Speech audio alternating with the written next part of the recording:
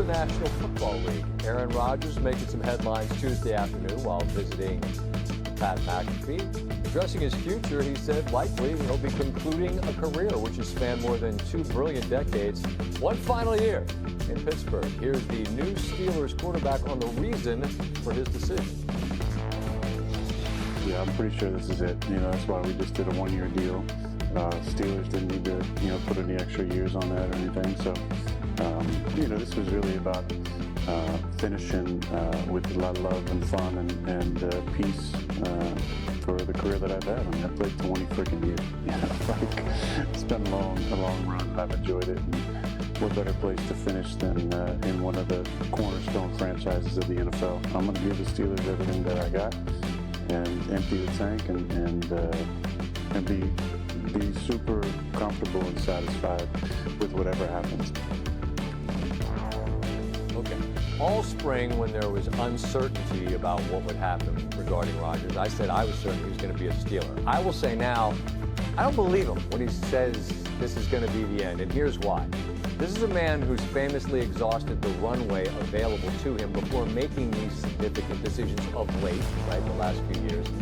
I just don't know how he knows how he'll feel then. What if he's really good this year? And I've watched so many great athletes through the years decide it's time to go, and the common denominator is how difficult it is to finally cross over that line forever and leave it behind you when that time comes. I want to thank my buddy Pat McAfee for giving us on this day some football.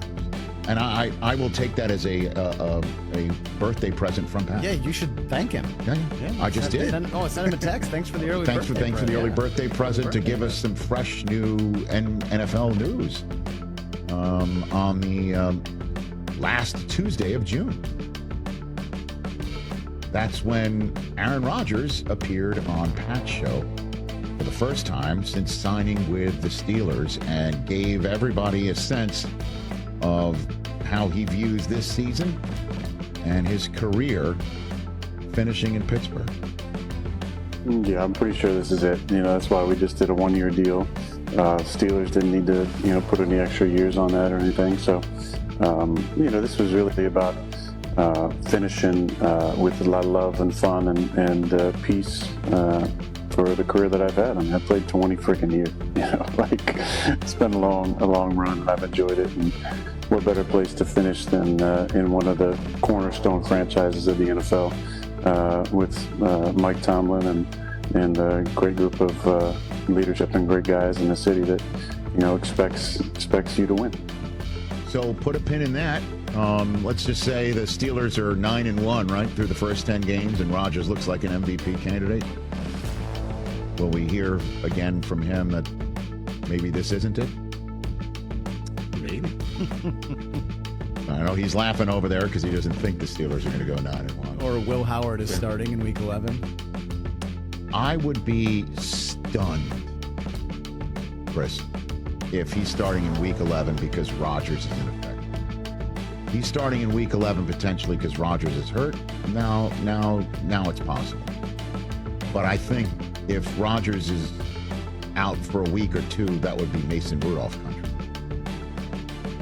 Will Howard only starts in Pittsburgh this year if an absolute disaster happens, like it did in Rodgers' first year with the Jets.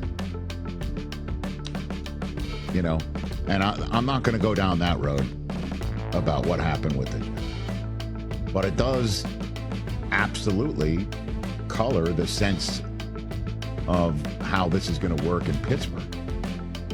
All right. Who's better, DK Metcalf or Garrett Wilson / Devontae Adams? Who's better, Jaylen Warren, the rookie out of the nation's heartland, out of Terzo's state of Iowa, or Breece Hall? Who would you rather have offensively? Last year didn't work out for Rodgers and the Jets. So this year shouldn't work out, except for the fact that you will not have the head coach fired after Week 5.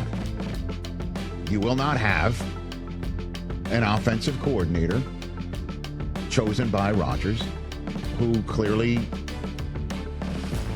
couldn't figure out how to make it work, didn't get the time to make it work. You won't have a threat of being benched from Art Rooney before firing Mike Tomlin, as we learned. I mean, everything that happened last year, not just Rodgers' fingerprints on it. And, you know, I don't know who, was it Jerry Dulac? Was somebody else saying that this is different for Rodgers if he's saying he's going there with peace and love and happiness and, you know, the language that causes the four-time Super Bowl champ from their past to tell him to go chew on bark and stuff like that. But him basically saying, I'm going to the cornerstone franchise of the Steelers to finish my career with Mike Tomlin. And, you know, it's different than with the Jets, where he is the center of the universe, the cult of personality, to come in and please change our, well, just come and change our culture. Come and, you know, show us how it's done. We just had some rookie here who didn't meet the moment in years 2 and 3, and we're done with him. And we're finished with him. Or come here and teach him the ropes because he doesn't have to play here now. Well, maybe you're here for a year or two and we reset with Zach Wilson. That was don't forget, that's how he arrived, and he set things up the way he wanted it set up with the Jets, from his hand-picked play caller to, you know, even though he swore there wasn't a list of people that he wanted, that he gave to the Jets, there's certainly a lot of his former teammates just started showing up on the roster. Haven't seen that happen yet in Pittsburgh. So if he's going there and saying, I'm part of your system, I'm out of the business of, you know, roster choices, and I'm out of this business, it's a totally different set of circumstances walking into Pittsburgh than when he walked into New York that clearly didn't work out and won't be causing any headwinds to occur in his face. And he's also a year removed from his Achilles. I'm giving you, obviously, a rosier approach than what a lot of others, including, you know, obviously you, Chris, are looking at this as. But just hearing that, if that is in fact his mindset, and then he gets on the same page with Arthur Smith, who we send our condolences to, his dad Fred passed away this week. We send our best to him and his family. That once the grieving process is over, he's back at the football work with Rodgers. They figure out a way on making Rodgers comfortable and the system doing what Tomlin brought Smith in to do, and Tomlin's kind of sitting there shepherding that process. I mean, this could work. Now, what does it look like? Another 10-7 season that we're wondering if Rodgers is the right guy in January, on the road in Kansas City, on the road in Buffalo, on the road in Baltimore. You know, who the Steelers, as we all know, played 3 times last year. Didn't work out. So, how's that going to look? Must-see TV every single time. We're going to have a front row seat, as we said. That's why the schedule makers put the Steelers at the Jets first off. They saw it coming. Ireland against Minnesota, Green Bay. I mean, all that. We're going to have a front row seat to it. An early bye, figure stuff out if they need it. Early reset. I hear that, and it's just like, okay, if that is in fact his approach, I know we just took one soundbite. All with the fact that he knows this is his last rodeo. And he's just going to tee it up, let it fly, get his mind right, go to work.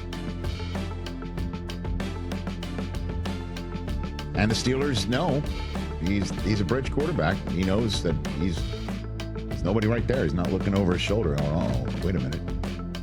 I mean, he's kind of all set up in a way. He's there for a good time, not a long time. An offensive line that I think is better than the one that was in front of him last year. A running game and a running approach. I mean, we had Schlereth on the show, right, earlier, saying this last week that when he chatted with Rodgers in a pre-broadcast conversation prior to him torching the Jaguars, late last year. The run game was a mess. The running schemes were a mess. That won't be a problem in Pittsburgh. A lot of things that were problems for him. Achilles injury and coming back from the Achilles injury and ownership coming out of nowhere reportedly to say bench him after 4 weeks, firing the coach after 5, replacing the offensive coordinator he handpicked in the middle of all of it. Run scheme off the charts. Listen,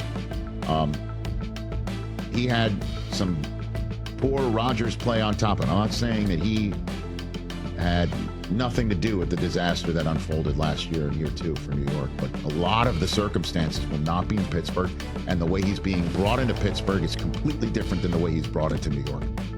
The culture's already established there. It's not like, hey, Aaron, show us how to do it. Remember the Hard Knocks? Hard Knocks was basically a commercial for Rodgers' greatness and the love that the fan base had for him. Hey, Rodgers is here. Hey, right?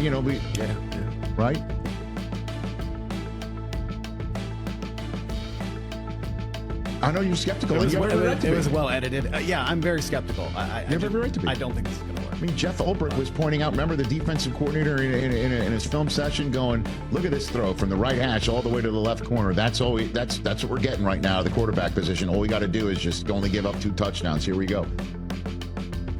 I mean, that's not the approach here. It's just, welcome to the program. This is the way it's done. Your last year of your Hall of Fame career, first ballot Hall of Fame career, is in our care. And I think he trusts the process. Sounds like it, doesn't it? And then what? I know. And then you got to play the football. But I mean, for 2026, then what? No, I Will know. Howard doesn't play this year. We're right back where we started with Pittsburgh. Unless you like another quarterback in the draft. You can go take that kid. But in your world, their draft pick isn't good enough to get one of these top quarterbacks coming out next year. Never know. People drop. You can actually trade to move up. I don't know. Or you like Will Howard enough. He's got a redshirt year watching Aaron Rodgers get it done. I don't know. Then you hand things off to him.